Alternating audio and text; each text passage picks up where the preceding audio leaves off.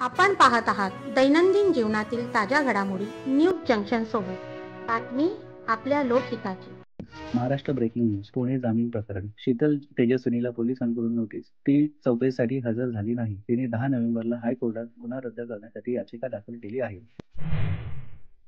नवले पुलावरील वेग मर्यादा. पुण्यातील नवले ब्रिजवर वाढत्या अपघातांमुळे 30 किलोमीटर ताशी वेग मर्यादा लागू. ट्रॅफिक विभागाकडून स्पीड गनने लक्ष ठेवणार.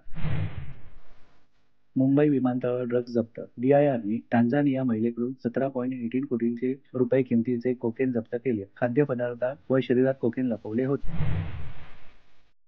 नवी मुंबई विमानतळाचे टेक ऑफ 25 डिसेंबरला. आकाशा एअरलाइन्स सेवा 25 डिसेंबरपासून सुरू. पहिल्या टप्प्यात अहमदाबाद, दिल्ली, गोवा, कोची व कोलकाता यांना जोडणार.